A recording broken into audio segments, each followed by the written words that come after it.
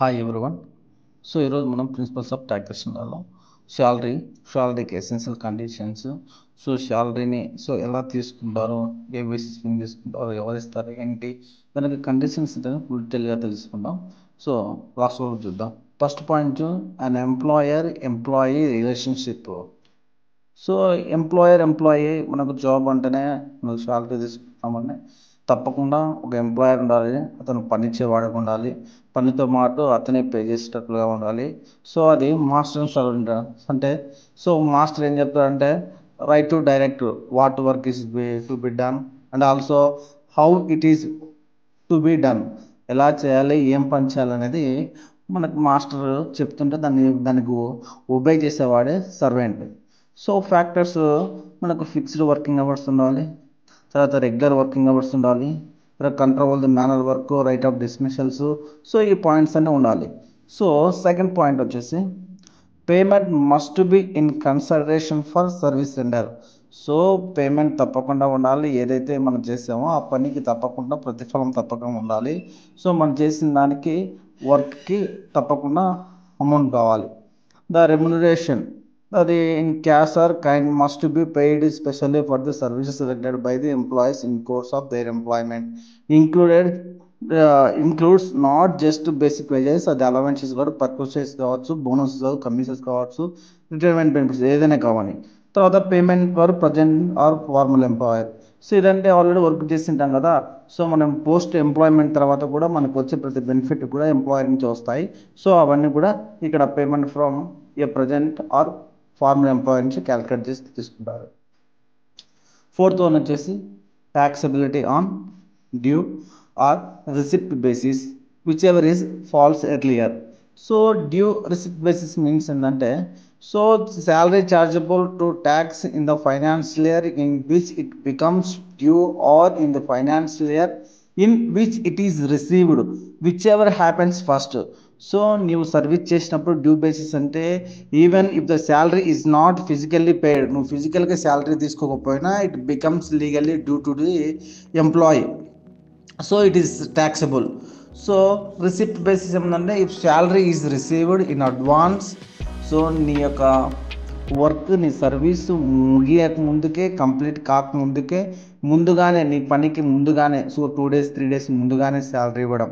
Due basis means ఏంటంటే, నువ్వు work చేసినా కానీ సో ఈ month salary next month pay చేయడం, అది due basis. Receipt basis means service చేసిన దానికి ముందుగానే శాలరీ ఇవ్వడం.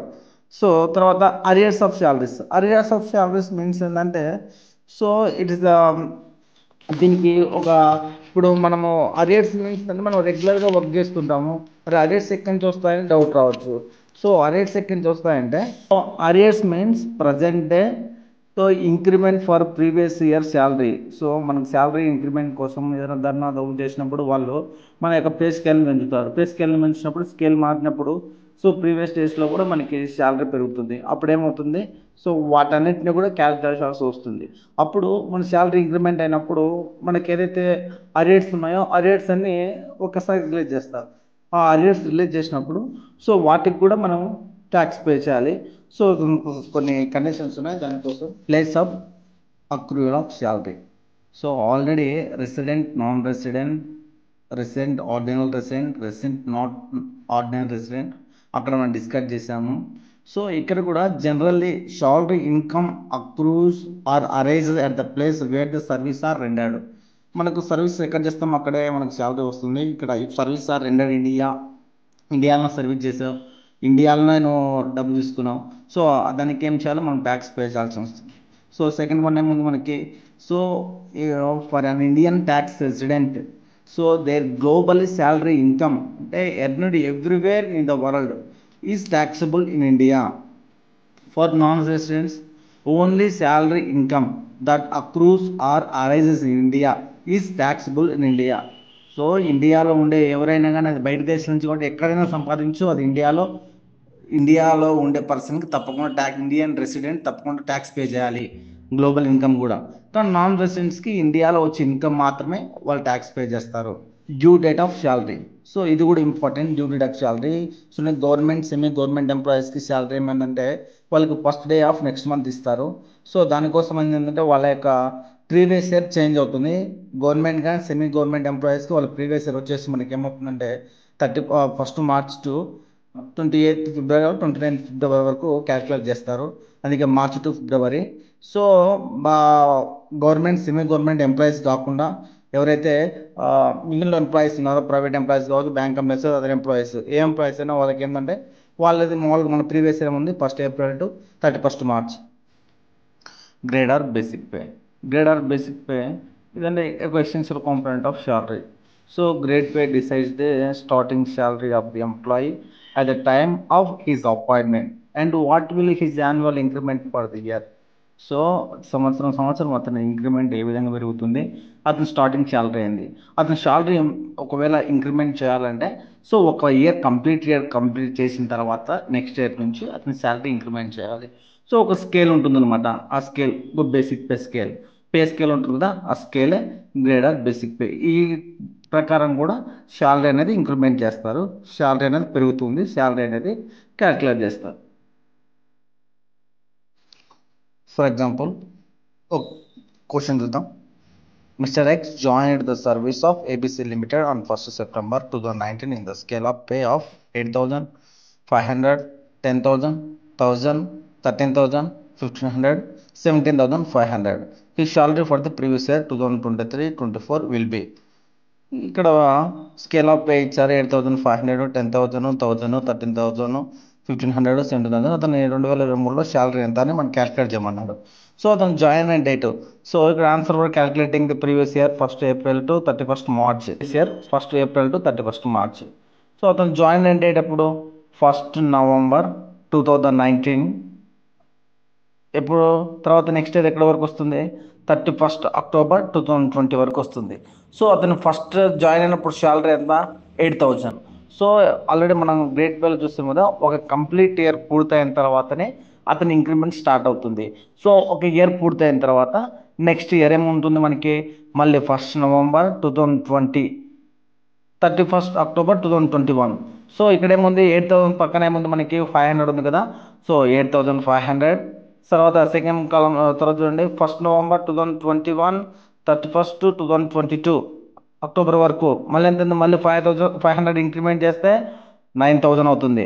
తర్వాత 1st November 2022, 31st October 2023 మళ్ళీ 500 ఇంక్రిమెంట్ చేస్తే 9,500 అవుతుంది.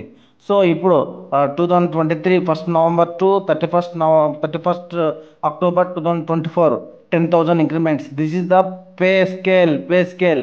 సో ఆల్రెడీ మనకి ఇక్కడ ఇచ్చినప్పుడు మధ్యలో 8,000, 10,000 మధ్యలో 500 ఉంది.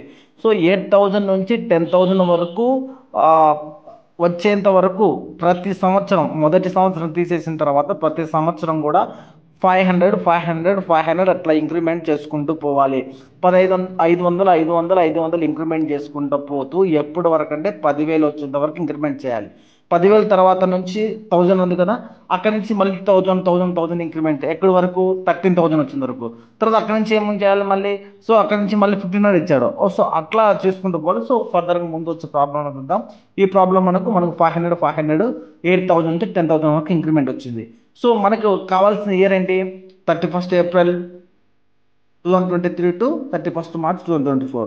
సో నేను ఇక్కడ మంత్స్ రాశాను చూడండి. 1st April 2023, 1st April 2023. 1st April 2023 ఎక్కడ ఉంది మనకి, సో ఏ ఇయర్లో ఉంది మనకి. అప్పుడు శాలరీ ఎంత, అతనికి పర్ మంత్ ఎంత తీసుకుంటూ ఉన్నాడు, సో 31st అతను ఎంత తీసుకుంటున్నాడు.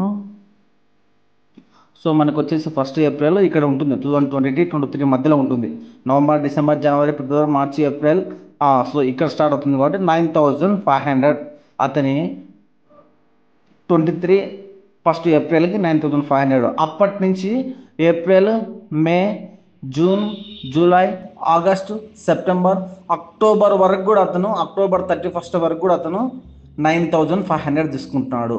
ఇప్పుడు నవంబర్లో మళ్ళీ అతని యొక్క సర్వీస్ ఇయర్ మారుతుంది.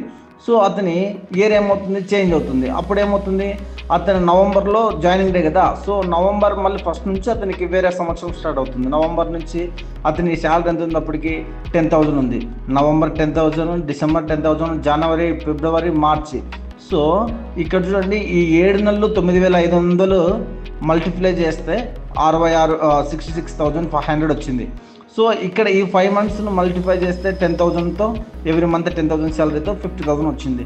Total salary for previous year మనకి 7 మంత్ వచ్చింది 66,500, 5 మంత్స్కి వచ్చింది 50,000, total 11,6,500 rupees total salary for 2023-24. So ఇది క్యాల్కులేషన్ చేసే మెథడ్. సో నెక్స్ట్ ఇంకోటి చూద్దాము. So next question, services of mister Ahmed joined the ABC limited on 1st September 2016 in the following pay scale: 8,500, 10,000, 1,000, 13,000, 1,500, 17,500.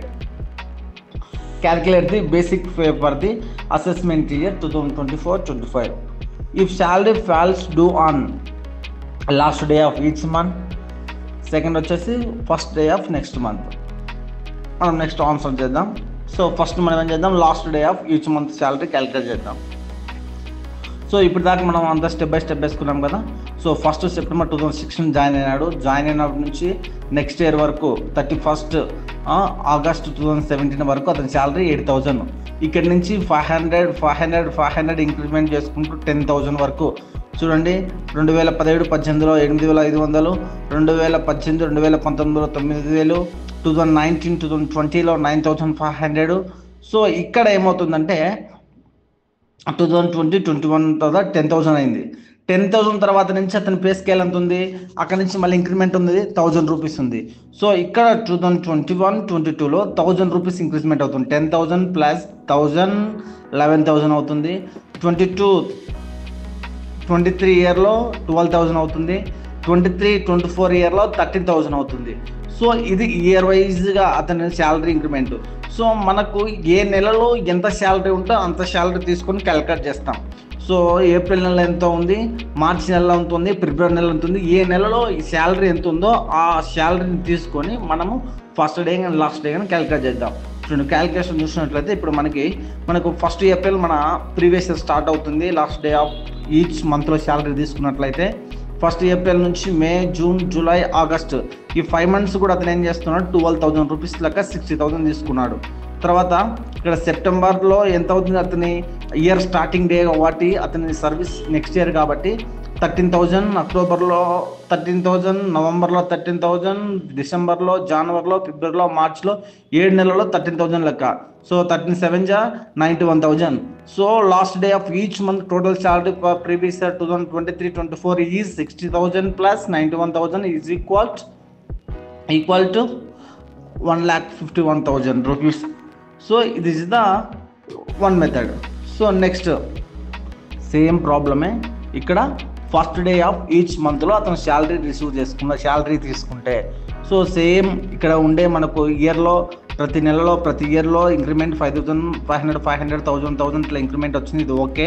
So ఇక్కడ మంత్లో మనం చూసుకున్నట్లయితే సో ఇక్కడ ఏమవుతుంది, మనం ఒకవేళ ఎంప్లాయీ తీసుకున్నట్లయితే మనకు ఆల్రెడీ ఇయర్ ఏమవుతుంది, మార్చి నుంచి ఫిబ్రవరి వరకు అవుతుంది. ఇక్కడ మనకు మార్చి స్టార్ట్ అవుతుంది. మార్చిలో అతనికి శాలరీ ఎంత ఉండేది, 12,000 ఉంది. ఏప్రిల్లో, మే, జూన్, జూలై, ఆగస్టులో కూడా 12,000 లాగా తీసుకుంటాడు. 6 monthsలో వచ్చేసి మనకి 12,000 లెక్క 72,000 అవుతుంది. సో ఇప్పుడు ఏమవుతుంది, ఇక్కడ అతను జాయిన్ అయిన డేట్ సెప్టెంబర్ కదా.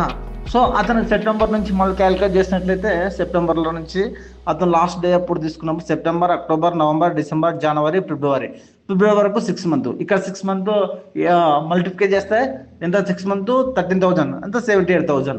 అర్థమైందా? So first day of each month అతను ఒకవేళ శాలరీ తీసుకున్నట్లయితే అతను టోటల్ శాలరీ ప్రీవియస్ ఇయర్లో 72,000 6 monthsకి ప్లస్ 78,000 6 monthsకి మొత్తం 1,50,000 రూపీస్ అవుతుంది. This is the calculation of last day of each month, first day of next month. This is the method and question for salary. మనం ఎట్లా తీసుకుంటాం అనే దాని గురించి డ్యూ బేసిస్ కానీ రిసిప్ట్ బేసిస్ కానీ. సో నెక్స్ట్ వీడియో వచ్చేసి అలవెన్సెస్ పైన ఉంటుంది. Full taxable allowances, partial exempted allowances, fully exempted allowances. So next video చూడండి. సో ఫుల్ శాలరీ మొత్తం కూడా నెక్స్ట్ వీడియోలో క్లియర్ చేద్దాము. Thanks for watching.